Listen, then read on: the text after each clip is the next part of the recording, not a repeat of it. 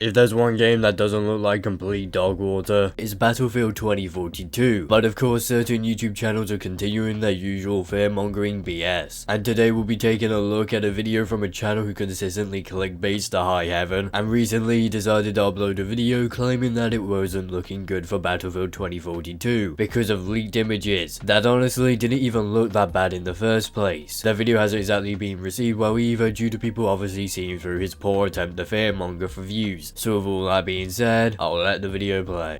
So I said that Battlefield 2042 might get a delay because there has apparently been some issues within development, and I personally think that is going to be the case because of the stuff I've heard about recently.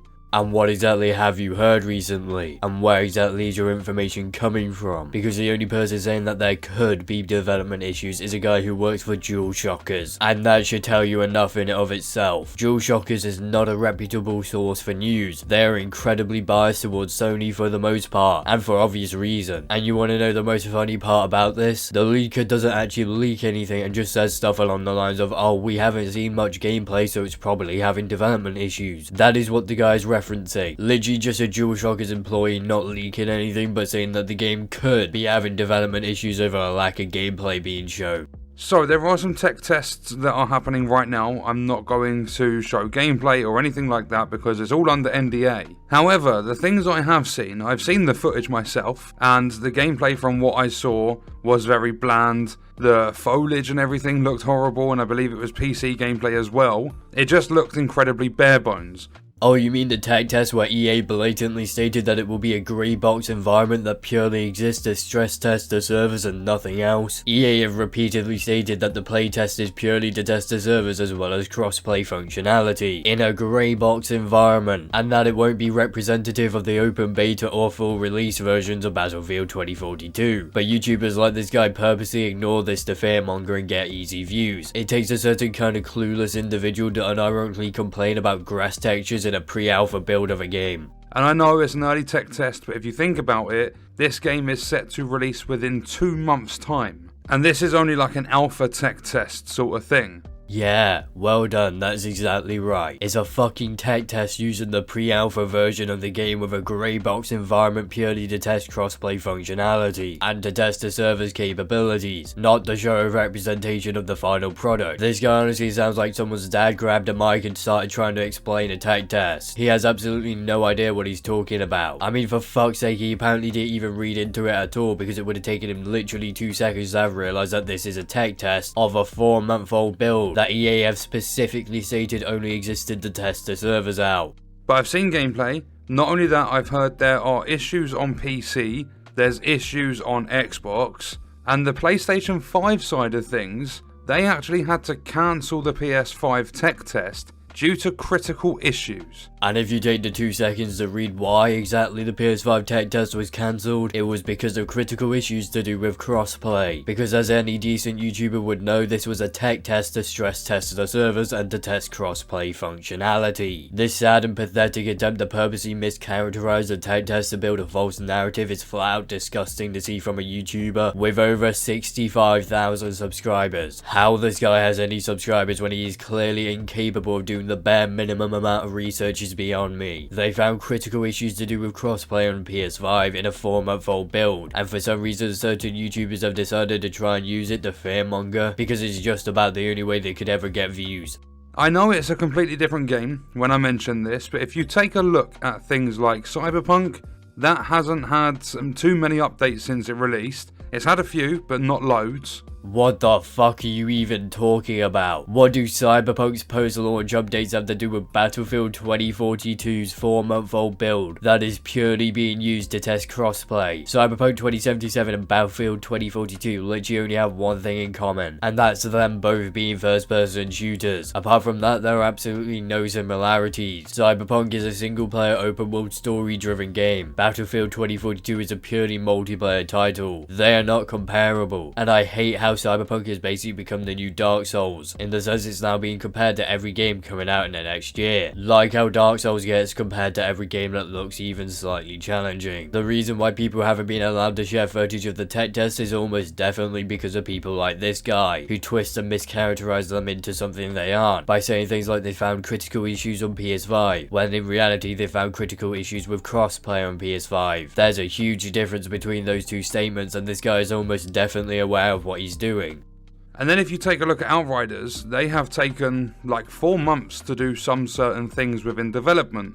Yet another game that isn't even close to Battlefield 2042. In fact, Outriders is just about as far away as you can get from being similar to Battlefield 2042. It's a third-person looter shooter that has never been in a somewhat decent state. When it launched and whilst it was in beta, it was almost unplayable due to people's HUDs disappearing. The Outriders devs taking 4 months to do certain things in development is irrelevant to this situation, because number one, I'm pretty sure DICE have far more developers on hand than people can fly, an indie developer, and the build people played was 4 months old and a grey box environment. Of course that's not going to look good. It wasn't meant to. I know DICE and EA are completely different companies, but there is no but here. They are entirely different companies that are not even remotely comparable. People Can Fly, aka the devs of Outriders, are a very small indie studio, unlike DICE, who are a giant AAA developer. I don't think it's a stretch to claim whatever People Can Fly are able to achieve in a few months can more than likely be achieved by DICE in a month, if not a couple of weeks. Also, DICE do still have over a month to fix any issues found. In no way, shape or form are they out of time like this guy is suggesting.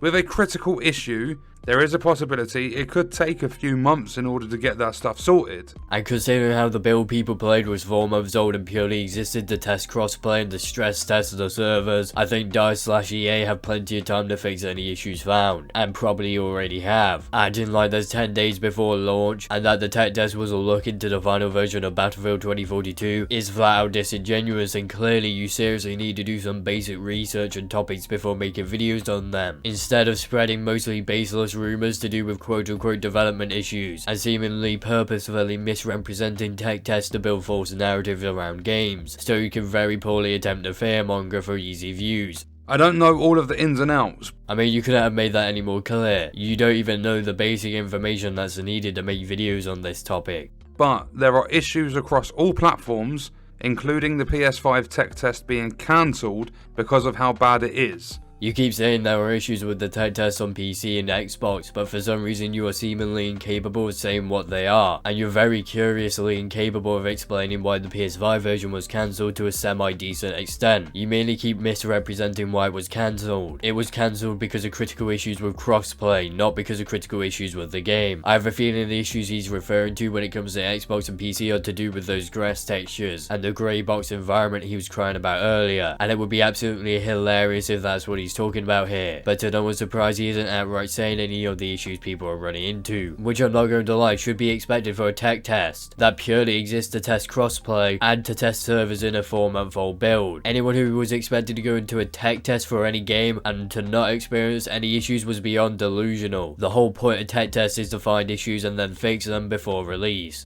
And seeing as we are only 2 months out from launch, it's going to go two ways. It will either get pushed back, they'll do everything to try and polish it up as much as they can, and then EA and all the investors and everything will probably push for a fairly soon release date. Or it's going to release as is. The tech test wasn't remotely close to a recent build, my guy. What you're referring to as is a 4-month-old build which was essentially toned down as much as possible in order to make it a crossplay test. What people played was not a representation of the game in its current state, in the open beta or at launch, and EA have made this abundantly clear, but YouTubers like this guy seem to purposely ignore information that doesn't line up with their pathetic narratives.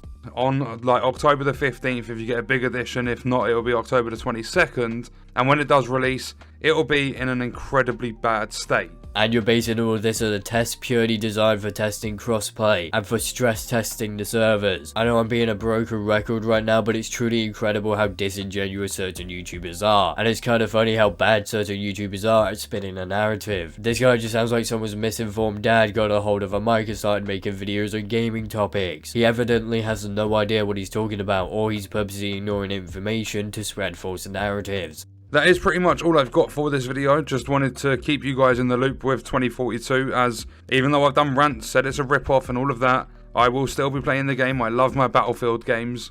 The game is a quote-unquote rip-off, but he's still going to buy it anyway. I mean, goddamn, that honestly should tell you all you need to know about this guy. If you think a game is a rip-off, then why support it? That makes no sense even if you love your Battlefields. So I just wanted to let you know that right now, it doesn't look too good. But what we're going to do is leave the video there. Let me know your thoughts and stuff in the comments, and I will see you in the next one. I hope you guys enjoyed it. Well, I can confidently say that I did not enjoy a second of this guy's video, and I don't quite think he got the reaction he wanted to, because he decided to cry about it in a pinned comment on his video, saying insanely delusional things like him saying that it's somehow unlikely that the tech test was the stress test of servers, and how games like Cyberpunk 2077 prove that delays don't make games better, even though Cyberpunk 2077 would have launched in an even worse state if it weren't for those delays. Delays undeniably improve games, and just because a few games that got launched in poor states were delayed frequently, that doesn't mean that delays don't improve games. Now, with all that bullshit out of the way, we have finally come to the end of this video. So with all that being said, please do not forget to do all the things YouTubers love to beg you to do, aka check out my Discord server, follow me on Twitter as well, like, comment and subscribe. So I'll see you all in the next video.